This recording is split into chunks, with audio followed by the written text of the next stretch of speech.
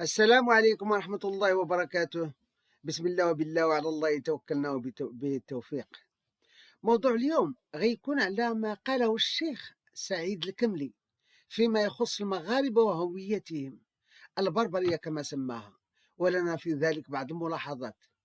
ما غاديش نخوضوا في الحياة الخاصة ديالو وتحسن الأوضاع المعيشية ديالو، رغم أن في هذا الكثير مما قد يقال، لأننا كنلاحظوا اليوم باللي الدين ولا حتى هو وسيله من وسائل الاغتناء والترقيه الاجتماعيه كباقي الوظائف والانشطه الاقتصاديه، فيضرب بالحائط ما كانوا ينصحون به، ولا الاخره خير لك من الاولى.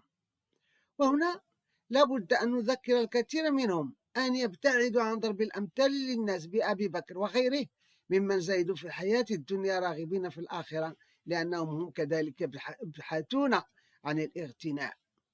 ولكن ماشي هذا هو الموضوع ديال اليوم بغيت نطرق لما أدلى به من تفسيرات يبدو أنه جاهل لأدوات الخوض فيها، حبذا لو تجنبها فيبقى ذلك الشيخ المحبوب عند المغاربة كما كان. الشيخ سعيد الكملي فرض نفسه في ميدانه، ولكن من اللي دخل ميدان آخر اللي هما اللي عندهم سنوات كثيرة وهم كيبحثوا فيه، تبين أن له عيوب ليس فقط في فكرة وإنما في فكره، ليس فقط في فكره وإنما أيضا في نهجه ومنهاجه، مما قد يدخل الشك عند الناس في طريقة تحليله حتى في ميدانه. فالسيد سعيد الكملي ارتكب أخطاء ربما تكون فارقة، وغادي دابا نشوفوا هذه الأخطاء.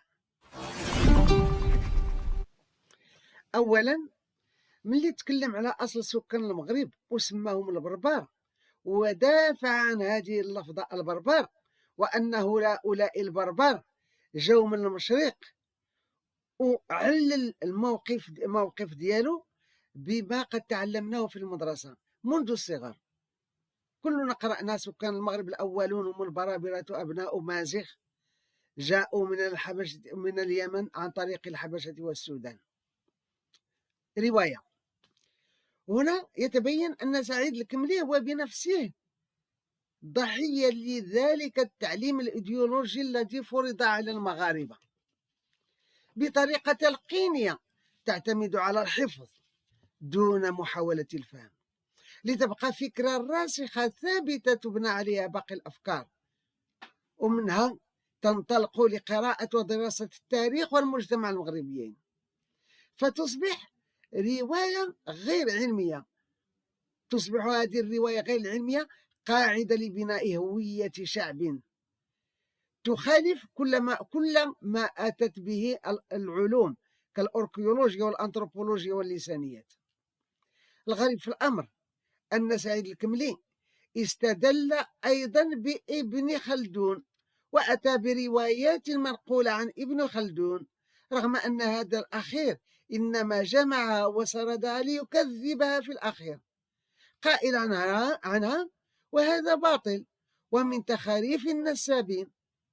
كان على سيد الكملي أن يكمل ما أتى به ابن خلدون للأمانة العلمية، لا أن يكتفي برواية كذبها ممن عنه أخذت للاستدلال. إذا كانت هذه هي طريقة السيد الكملي في أبحاثه واستنتاجاته، فهذا يدخل الشك في النفوس حول كل ما قد يتطرق إليه. ما رأي السيد الكملي أن نحدو حدوه في الصور القرآنية، فنكتفي مثلا في سورة التوبة بالآية التي تقول: وقالت اليهود عزيز بن الله. هي الآية كاينة في القرآن، قالت اليهود عزيز بن الله. أو وقالت النصارى المسيح ابن الله. هل هذا يجوز؟ راه هذه كاينة في القرآن، قالت اليهود عزيز بن الله وقالت النصارى المسيح ابن الله. إلا وقفنا هنا راه كاينة في القرآن، كما دار لنا في القضية ديال راه كاينة في الكتاب ديال ابن خلدون. إلا قصد ابن خلدون كمل. ولهذا هل يجوز هذا أن نقوله عن القرآن أيضا؟ أم علينا أن نتم الآية بقوله تعالى: ذلك قولهم بأفواههم يضاهون قول الذين كفروا من قبل قاتلهم الله أن يؤفكون. هكذا دير السي سعيد الكملي، ماشي تاخذ واحد الرواية اللي تخدات باش تدرس وتكذب وتاخذها كدليل. على كل حال، نفس الشيء في سورة البقرة. هل نكتفي ب وقالوا لن يدخل الجنة إلا من كان يهودا أو النصارى؟ هذه آية كاينة في القرآن. ونترك التتمة التي تقول: تلك أمانيهم قل هاتوا برهانكم إن كنتم صادقين. تانا غادي نقول لك سي سعيد الكملي، ولا تقول هادوك اللي عطاو ديك الروايات: هاتوا برهانكم إن كنتم صادقين. أما ابن خلدون فراه كذب ديك الروايات ديالهم. إذن للأمانة العلمية عندما يستدل بشيء لشيء وجب إتمامه من أوله إلى آخره، وإلا ضاعت الأمانة، ومن يضيع الأمانة يفقد ثقة الناس. ثانيا، لماذا يصر السيد سعيد الكملي على العناد ولف السكين في الجرح؟ يصر بعناد أن سكان المغرب الأولون يسمون بربرا وليسوا أمازيغ. وهنا يستدل مرة أخرى بنفس المؤرخ ابن خلدون، لكن بنفس الطريقة العمياء العرجاء، مما يؤكد تحامل على هذا الشعب، أو هناك أمر ما، تحامل على شعب لا يقبل غير اسم الأمازيغ. ما ضرك يا سي سعيد الكملي أن تسمي الأشخاص والأشياء بما يسموها أهلها؟ كيقولوا ليك، واحتمال قوي أنك منهم، أن البربر كلمة قدحية لا يعرفونها ويرفضونها، وأنهم يعرفون منذ القدم أو منذ قديم الزمن بأمازيغ، فلماذا تريد أن تلقبهم بما يرفضون؟ لماذا تعاند؟ هي كلمة قدحية، قال لي قدحية ما قابلهاش، إذا ما تعيدليش بها صفر. علاش كتقابح؟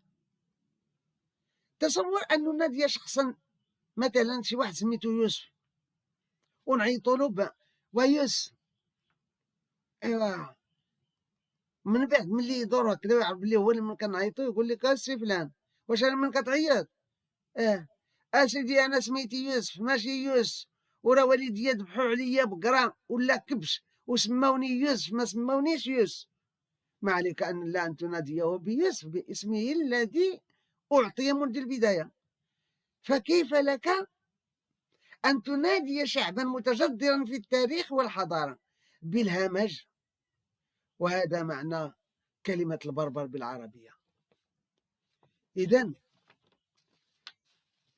أليس من التقوى تجنب التنابز بالألقاب وأنت النصوح العليم العالم الغيور على التقوى؟ أين هي نباهتك؟ قال لك واحد الشخص: ما تسمينيش، ما تعيطليش بواحد السميه اللي كنعتبرها قدحيه، حتى الا انت ما بغيتيش تعتبرها قدحيه، انا كنعتبرها قدحيه، ما تعيط لياش بها، ما كنقبلش ديك السميه. فانتهي، كفى، انتهي، وكفى الله شر المؤمنين شر القتال، رغم انك بهذا تثير فتنه كبيره، واعتقد انك تعلم ان الفتنه اشد من القتل، لكن ما تقوم به يدخل الريبة والشك. وهنا غادي نتحولوا لواحد النقطة ثالثة. في واحد الدرس ولا في واحد الفيديو سمعتك كتحدث على الشمس ومشرقها ومغربها، وأنها تشرق بين قرني شيطان، وأنها في طريقها من المشرق إلى المغرب تتوقف وسط الطريق في المنتصف ربما لمدة 20 دقيقة ربما تقريبا. كيف يمكنك إقناع شباب اليوم المتشبع بالعلوم العارف بعلوم الحياة والأرض المقتنع بالتحليل المنطقي أن يصدقك بعد أن يعلم أن أبحاثك ناقصة وعرجاء لفقدانها الأمانة العلمية. ما الفرق بين هذا والكوميدي الذي قال أنه في رحلة جوية ما بين مراكش والدار البيضاء توقفت بهم الطائرة في مقهى بن قرير؟ السلام عليكم ورحمة الله وبركاته.